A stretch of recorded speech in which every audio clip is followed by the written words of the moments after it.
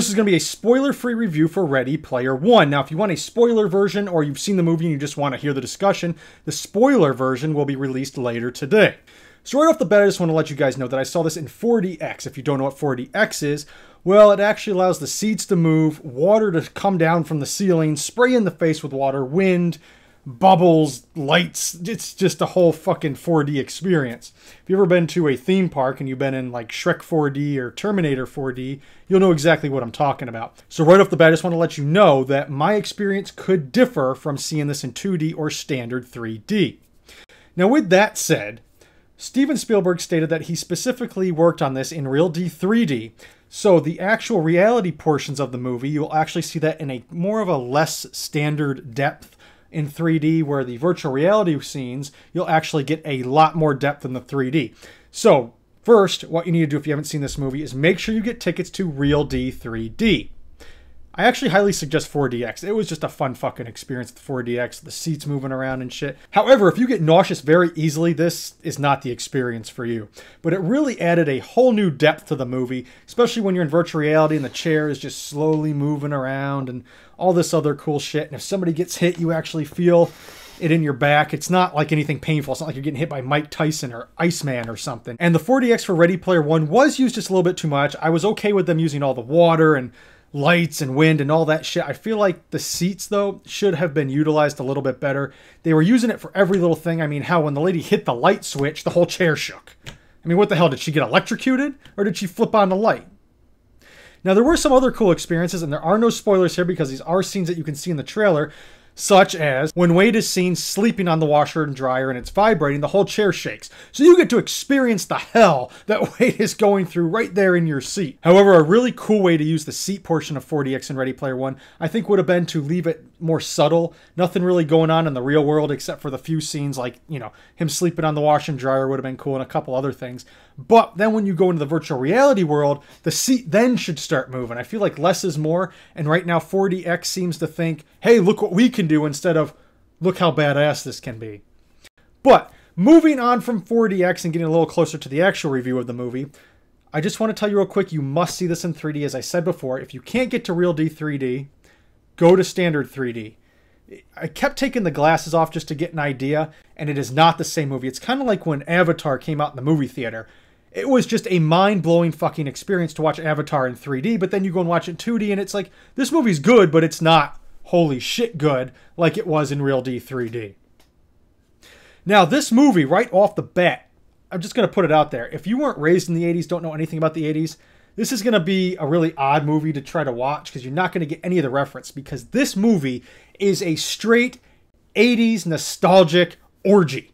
That's all this is. It's 80s fucking everything. The references, I mean, I even caught some I didn't think anybody else caught because I was the only one laughing, unless, you know, I just was the only one that thought it was funny. But they made references to Blockbuster, and again, no spoilers, I'm not going to ruin anything, to, you know, Chucky, to a whole bunch of crazy shit. I mean, he had a Thundercats belt buckle on. I mean, this was just all over the place. So if you're a huge fan of the 80s, were raised in the 80s, going through a midlife crisis because you were raised in the 80s, this is the most phenomenal movie you'll see by far this year. Hands down. I'm not even going to second guess. I don't care about Jurassic World or anything else. This was just one hell of an experience.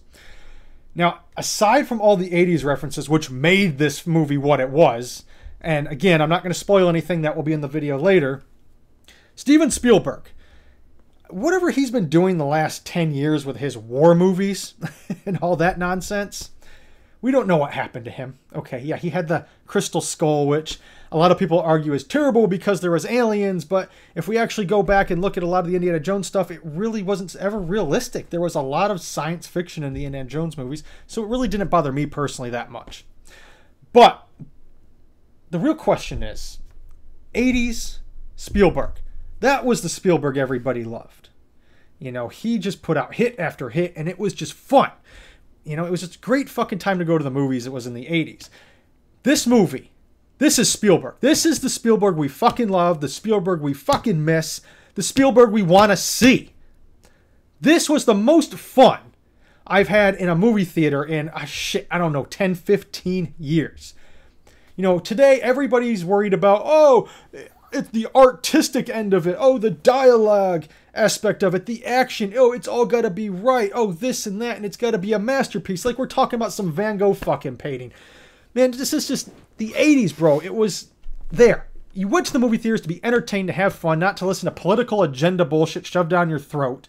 Not to watch some artistic crap for an hour like Ghost, where the fucking guy's just staring at the wall.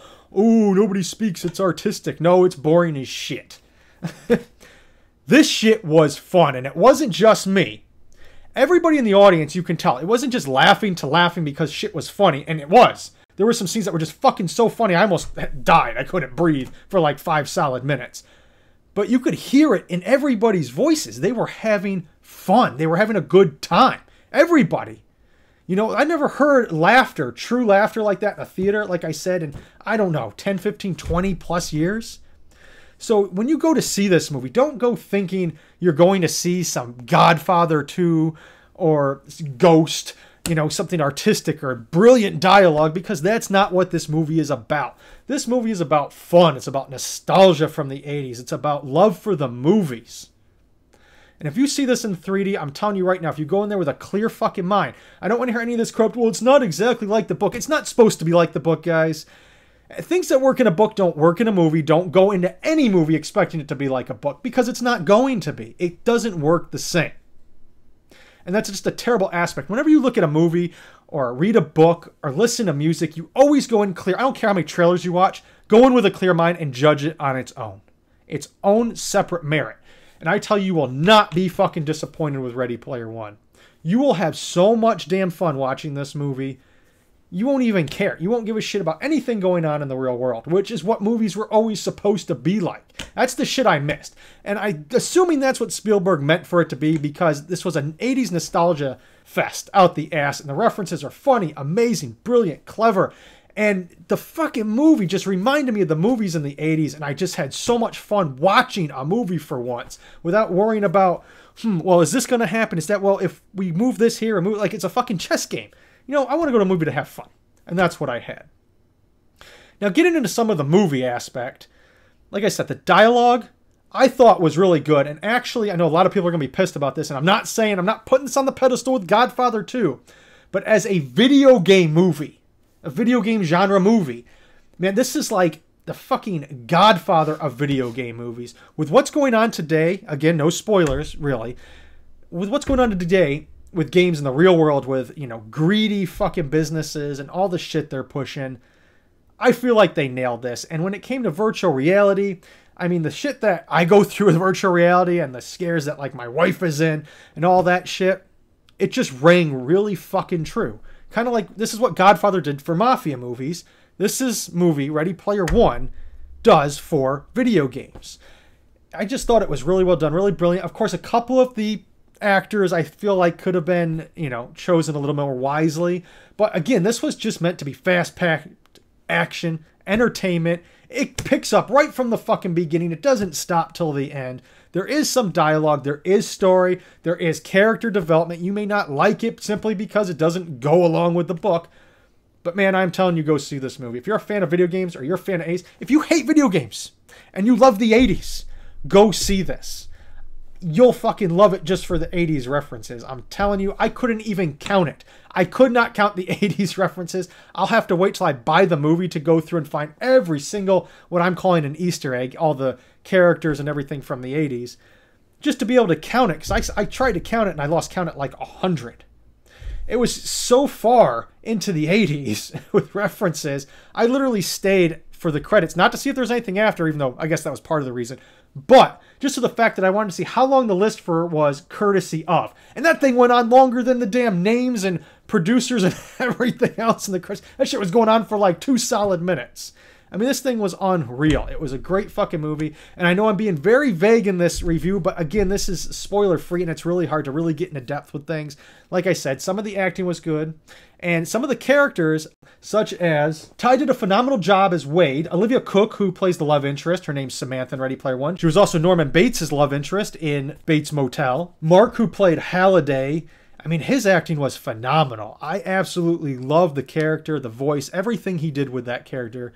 I thought was incredible. And she actually has really good chemistry with Ty, who plays Wade in Ready Player One. So the chemistry was there. However, some of the friends I feel like could have been, you know, a little different. But again, that's not the point. The point isn't to pick this movie apart. The point is, it was fun. It was just a fun-ass movie. I can't say it enough. I really had a fucking blast actually watching a movie for once. Now, again, one last time, I just want to let you know, the reason I'm being vague is to not give anything away. If you want a full in-depth review, that will be out later tonight.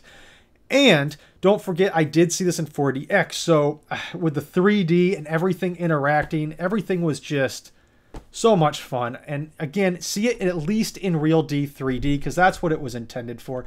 IMAX 3D is absolutely fine. It was optimized for IMAX 3D. It wasn't filmed in IMAX, but it's optimized for IMAX 3D. So again, the way I would do this, if you don't get motion sickness easily, 4DX. If you can't afford or have a theater near you that's in 4DX, Real D 3D. If you can't find Real D 3D, IMAX 3D. And of course, after that, as long as it's 3D, that's the way to go, because I'm telling you, 2D, it's just not going to be the same movie. Like I said, I kept taking my glasses. I just kept moving them, my 3D glasses, and it was just not the same experience, because you got to understand what Spielberg did. What he did with Real D 3D, again, was he took the regular reality images and made it a standard 3D depth, where virtual reality, it became an excessive amount of depth, and it was just incredible to watch this.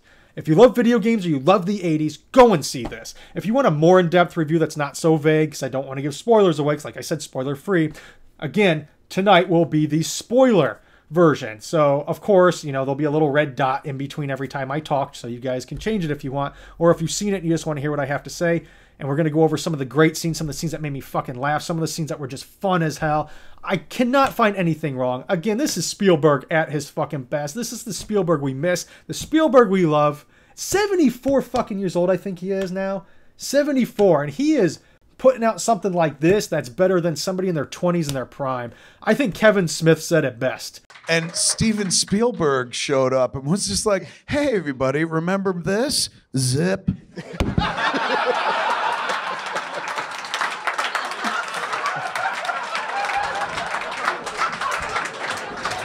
Fuck your superheroes. It looks like it was made by somebody who's like, I have something to prove. And that man has nothing to prove, but he's come back to reclaim his throne. After seeing this, I can't agree more. Spielberg's back. If this is the last movie he does, I will be fucking fine with that.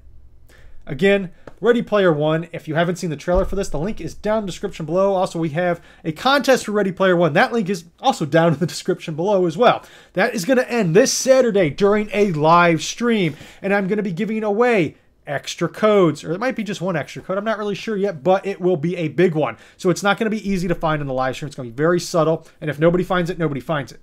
It's going to be this fucking strategic. And this is worth a lot of entries. And this could put you in the first place. Also, don't forget we have a merch store. That link, again, down in the description below.